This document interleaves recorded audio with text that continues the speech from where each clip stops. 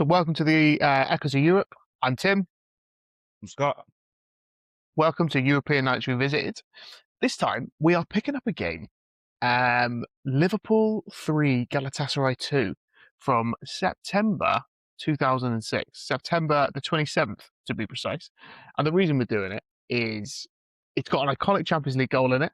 But also it mirrors a match, of course, that's coming up in the 25-26 last 16. And yeah, I fancy doing it. In short, because I love Peter Crouch. So hopefully, if you're listening, Peter, feel free to reach out. It's just a couple of grown men doing a robot on a podcast. That is sad. But we shall move past that.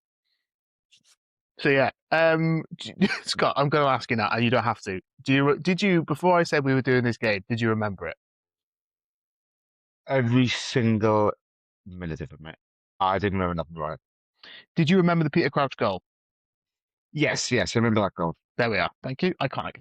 So it's a group stage game as well. It's Liverpool's second group stage game of the 06-07 season, a year that we reached the Champions League final in. So yeah, it's quite a positive year. But before we start, as always, Scott, what are you wearing? What kit are you wearing? Take a step. Yeah, we are. A German kit. With Muller on the back, I think. With Muller, I'll stand up so you can see the back.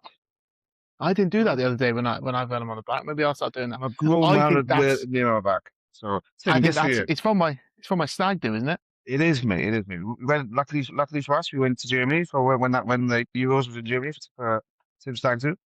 And one of the themes was Germany v Scotland, and obviously being English and Welsh, we were supporting Germany. So this was the German top. Yeah. I think that's from 2012. This is the second time on record that you've been wrong, mate. I've got to kick you. Oh God! On record, it's 2010, 2011. So you're close again. 2010, 2011. I guarantee they wore that in 2012. They might have made, international kits tend to stay the same for quite some time, but I'm gonna have to check this now. On receipt, mate, it says 2010, 2011, and that is I can share my screen and show you what I ordered, and I'm looking at it right now. They did not wear this kit in the Euros. It's the third time on record that Tim has been wrong. But I tell you when they did wear this kit, which is why they wore that kit when they beat England 4-1 in the World Cup in 2010. So we're going to move on. And Tim, what kit are you wearing? I think it's from the 2006-2007 season. It is, mate. It is. It's the shirt from this game that we're watching. And this is a genuine 100%. It's a little bit worn as well. This is actually my dad's shirt, because my shirt at the time, of course, was a boys' large. That's nice. And that doesn't fit me anymore. And so my dad gave me the shirt. So this shirt is 20 years old. That's good. Good heritage of that, mate. That is, mate. That is. I actually love this shirt. It's got no one on the back of it. When I was a kid, I had Jared on the back of it. I've heard you got a fun stat as well, mate, about a certain player with the collar. Oh yeah. So Wales manager one of Scott's. He actually really rates him as a manager. Really likes him. We've rolled his eyes to the collar, and Craig Bellamy with this collar because he's got no neck, similar to Scott. He used to tuck his collar in like that, which is fantastic. Yeah, jokes aside, he's doing great things. He's on record because podcast lives forever. He's going to take Wales to the World Cup in 2026. We are going. Flash forward 1 month's time when you've been knocked out of the playoff early. Let's crack on. So September 2026? No, 2006. Obviously, it's at Anfield, Champions League group game. We are managed by Rafael Benítez. This was the 94th game in succession that Rafa had basically named a different team, like made changes. The press made a massive deal of this at the time, that he used to make changes, because we actually got to the 9th game. So we got to the 100th game, which was against PSV away, I want to say, could have been at home, in the Champions League, same season. And he actually then named the same team for the first time. And I am pretty sure he did it to fuck with the press, because they made because I pulled that quote from a Guardian article on the game. rotation and changes is such a common part of the game now. I think you'll remember Claudio Ranieri as well, obviously with nickname the Tinkerman. People used to say about Rafa's rotation. Very normal thing to do. Press made a massive deal of it. But Liverpool's team on the night, while we're talking about the teams, putting it off the top of my head, was Pepe Reina in goal. A keeper I really, really like, really, really good keeper of the Premier League era. Kept 3 Golden Gloves in a row at one point as well. Yeah, really good keeper. Steve Finnan, 2005 Champions League winner. Jamie Carragher, top centre half, despite his punditry and his own ability to play down his own playing ability. Very, very good defender. 2005 Champions League winner. Next to him, Daniel Agger, another good centre half. Then at left back was Fábio Aurélio, someone I'm going to touch on a little bit as we go on. Then on the right wing was Jermaine Pennant, a player who had a really, really good season this year by his standards and by most people's standards. On the left wing was Louis Garcia, absolute legend. He's 5'7". You drink sangria. He came from Barca. And in centre mid, starting for the first time in a month at centre mid was Stevie Gerrard. He'd been playing in other positions. And next to him was future Liverpool manager, Xabi Alonso. With two up front, with Dirk Kuyt and Peter Crouch.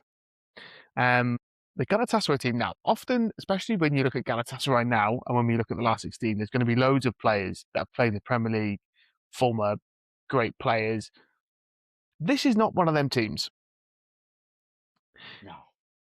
Looking at their team, I definitely remembered it being better than it was. So they had, their goalie was, I'm going to get this wrong, he's Colombian. Mondragon? Phenomenal name. Good name. They had, I'm going to get so many of these wrong, Haspolti at right back, Rigobert Song, who used to play for Liverpool and used to be the former manager of Cameroon. I said it half next to Thomas. Left back was Orhan. Centre mids were Topol, who was quite a good player, and Akman. Then they had Ilic, and sort of in the 10. On the right, they had a right back. That's, I'm going to butcher this, Sarioglu. On the left, they had a young Arda Turan. So that's really interesting, I thought, because I did not realise that he was the same Arda Turan that actually goes on to be Arda Turan. He's the very same, the one that Barcelona Atletico's Arda Turan. And then up top was quite a legend of Turkish football, Hakan Şükür. Also played for Blackburn, I think. Yeah, really, really good player. Cool. And the Galatasaray manager was Eric Gietz, a former right back. In his playing days, and not a manager I've heard a great deal about or remember a great deal. There was quite a lot of England buzz around Pennant at the time when I was looking back and remembering. And Jermaine Pennant, who I think does really well this game, he's actually one of only 2 English players to have played in the Champions League final but never represented England. And the other one, I won't make a guess. Don't make me guess. Is Jamie Gittins. The Chelsea one, obviously, when he was at Dortmund. He still hasn't. So yeah, Pennant, I think that's quite interesting. But yeah, I think. Did you have any? I thought the thoughts on the game, kits wise, about kits. I'm wearing the kit now. I love this kit. I really love this kit. I know you don't like collars, but I love this kit. Yeah, it's a bit Elvis Presley-esque for me, but Shall we collar up? No, it is very nice. Uh-huh. And I prefer that badge. So I didn't massively like the Galatasaray kit. I thought their kit's better now. Obviously, it was white. It was a bit of an identical kit, but I didn't think it was great. Yeah. Which is interesting. I thought Anfield was rocking, which is really cool. It was, I think, I'll be honest, I think it was louder on that type of night of a group stage game than it would be now against Galatasaray in the group stage. I think it will be noisy. On the 18th when I'm there for the second leg of 18th of March. For those who are listening after this point in time and just thinking, what the hell is the 18th? 18th of March 2026. But yeah, really looking forward to it. I think the game kicked off, I think Liverpool played really well first half. Fábio Aurélio played a lovely ball to Peter Crouch. Do you have any thoughts on Fábio Aurélio, the Brazilian left back, before I talk about him? Do you remember him? I remember the name. I remember him being spoken about. But not someone that immediately jumps to your mind as a great. No. Obviously, you being a diehard, fully fledged Liverpool fan, Yeah. give me your thoughts. So during this season, just to age myself, I was 13. I did not appreciate Fábio Aurélio as much until I was an adult and I now rewatch old games. And I listen to who were adults at the time talk about him. He could cross a ball lovely. He could pass the ball really well, and he was a really good left back. He struggled with injuries, and I think I always preferred John Arnorisa, who was on the bench today, because he scored good goals. But defensively, which I don't think I appreciated when I was 13, Aurelio was a much better player. And I think he's a really good player. He never got a cap for Brazil. I think he was genuinely good enough. I think he was really good. He scored some really good goals for Liverpool. When he did score, not loads, including a class free kick against Chelsea in 2009 in the Champions League quarter final. Really cool. But yeah, Crouch with a lovely finish for the first. The second goal is such a nice assist from Jermaine Pennant. Yeah. Such a nice assist. When you think of Jermaine Pennant, try and park any TalkSport or Celebrity Big Brother nonsense that he gets himself involved in. Yeah. How do you remember him as a player? As a non-Liverpool fan, as a football I fan. think you touched upon it. It's someone that you felt didn't live up to his potential. He had it in spats. Mm. And I think there's moments in this game where he shows true quality. I think the assist is brilliant. Yeah, it's the one as well. See, it's a phenomenal, phenomenal bit of play. But yeah, I think he'll go down as one of those could have been players. Mm. What about yourself? Yeah, no, I think his biggest issue for us was he didn't get numbers. I think he only scores 2 goals for us in the Premier League. In his time with us, in his three years with us. I always wanted a little bit more from him. My dad really liked him as a player, and it's because he was a winger that beat his man, and he did really well. Um, and yeah, I liked him as a player for Liverpool. Obviously, when he was at Birmingham, he played with a tag, if you remember, because he went to jail. Remember that? He had a tag around his ankle. First player ever to play in the Premier League with a tag. I think the only Yeah. player to ever play for drunk driving, I think it was. He was a really good player, and he was on the verge of the England squad this time. He didn't get called up, I don't believe. He never played for England, obviously, hence the start we gave earlier.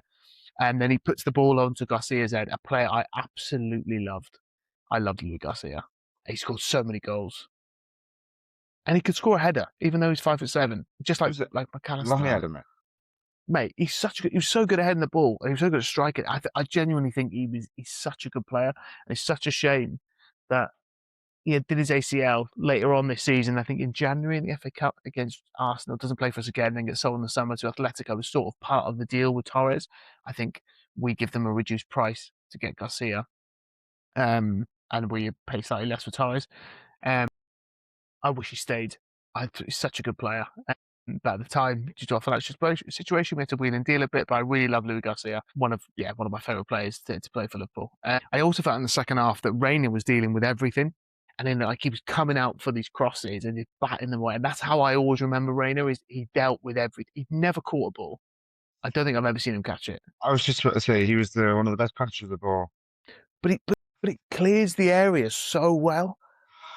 How far they would go, mate, as well. I really loved him as a keeper. Really, such a good keeper.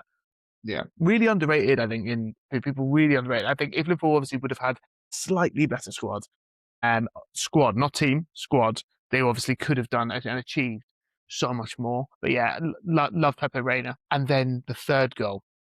Let's give him his flowers now. Lovely cross from Finnan, by the way. Really like Finnan, good right back. Played in every division as well, from the conference all the way up to the Premier League. It's a lovely cross, but what a goal from Peter Crouch. How would you call this, a bicycle kick or a scissor kick? Scissor kick for me. Oh, yeah. I would naturally call it a bicycle kick, but it is a scissor kick. That is the correct answer, especially with Crouch's ridiculously long beanpole legs. They're as tall as me. For listeners at home, Scott is not very tall. Swat. Oh, love it. But, mate, that Peter Crouch he was such a great player. He scored another player who on his own podcast plays his own ability down so much. I wish he stayed at Liverpool. I wish he didn't leave in 2008. And I know, listening to him, that he regrets leaving, because if he'd have stayed and fought for his place, we'd probably win the league, genuinely, in 08-09. We only just missed out by 4 points, and we turned Robbie Keane, and he goes, I'd rather have kept Peter Crouch in hindsight. He only scores 22 Premier League goals for us in total, I think, Peter Crouch. But all comps, I'm pretty sure he's like 142 goals in 134 games. But this season he scores 18 in 49. And he scores 7 in the Champions League. He's just so vital for what we're doing, and I just loved him as a player. And he could score spectacular goals. Like he's got the volley for Stoke that he scored. He scores another scissor kick for Liverpool on New Year's Day the same season, 2007, against Bolton. This one I think is better. I actually prefer this one. This is such a good goal. It's such an iconic goal. He's just obviously come back off the back of being England's striker as well, pretty much for most of the tournament, because Rooney and Owen were either gingered or Rooney then getting sent off. So he's at a big World Cup in the summer. He's been England's number 9. He's doing really well for Liverpool. Yeah. How do you rate Peter Crouch? You just touched upon it. I don't think he gets enough credit for what he's achieved, and he doesn't give himself credit or as much credit as he should as well. I think he's one. I think it's one of the. It's a strange matter because people often look at him and all they see is someone that's about 12 foot tall. 6'7", by the way. 6'7". 6'7". Actual height 6'7". What you associate with someone that's that tall is they are not very good technically. They're utilized for one thing, and that is we'll cross the ball, come on the last 10 minutes if we need something, and we try to get to score. Peter Crouch was not that player. He was a very technical player, very good with his feet, as good as with his feet as he was with his head. Just someone. Like obviously, my main memories of Peter Crouch is obviously this is not as. I just think he was a phenomenal player. Yeah, I think he was really, some really lovely good. Goals. He's got a fantastic goals. highlight reel Yeah. of iconic goals, and I think he's one of those that, as you look back, you truly appreciate his ability and what he brought to certain teams. No, I agree. And, he doesn't start the Champions League final in Athens later on this season, and he should have started it. We should have started him in that Champions League final. Just really quick diversion. Jermaine Pennant this season is the best player in that Champions League final. If Liverpool would have won, he's man of the match. He is brilliant. And that's not my opinion. That is everywhere. He is brilliant. He is fantastic. On a pitch with Kaká and Gerrard and Pirlo and Xabi Alonso and, Nesta, Maldini, Carragher. He is the best player on that pitch. But yeah, no, back to Crouch. Should have started that final. Loves Crouch. Should have stayed at Liverpool longer. We should have done more to keep him. He's got, as you said, iconic highlight reel. I think what does Crouch down is he wins the FA Cup and the Community Shield with Liverpool, and that's the only things he wins in his entire career. I think if he stays at Liverpool and we have better owners that aren't American cowboys, if we had the owners we had now, if FSG had come in 2007, I think Peter Crouch stays. I think he wins a Premier League, and I think he wins another Champions League, because Rafa was that good as well. We haven't focused on Rafa a lot in this pod because I feel like that can come either in its own episode, which I'm sure I'd love to do and speak about him for 3 hours, or just some of his iconic games and something, because I don't feel like this is a tactical masterclass. Liverpool are 3-0 up, and we haven't even covered the rest of the game yet, in which Liverpool almost throw it away. And, they bring on Karan, or Karen, as we would call him, and he gets 2 goals. He gets 2 headers, one from the left, one from the right, crosses. And yeah, Galatasaray are pushing for the win, and they're a little bit unlucky, if I'm honest with you, to not. Count, another player I really like that I look forward to covering in the future, hits the post in this, which is quite interesting because that would have been his first Champions League goal for us, and he doesn't actually get that until the final in the 89th minute when we're already 2-0 down. But Count is really, really good player. Really love him. Obviously very versatile. European nights at Anfield are really, really special, and Liverpool crowd sort of see it out. But yeah, I really, really enjoy it. And then sort of, to sort of wrap up, we'll stick maybe to Peter Crouch. Do you think that Peter Crouch was the perfect Champions League striker for this era? That's actually a pretty good question. So my reasons for would be, I feel like the height and the dominance were not things that a lot of teams were maybe used to in Europe, but he was so good, obviously with his feet and bringing it down. Brilliant link-up play with people like Gerrard, Garcia, Pennant. Great, lovely with Kaut and Bellamy. Complements him really well. Strong goal-scoring record for Liverpool in Europe. He fit Benitez's system really well. I think against it, he was never. No one's arguing that he's an elite striker, and Liverpool sometimes maybe were too reliant on crosses. There is also lots of compilations of how good Stevie G was and his passing, and Peter Crouch not controlling the ball very well, and not all the time. Obviously, I think he had a really good touch, but I think he's an example of some of the levels that Gerrard had to play with at times.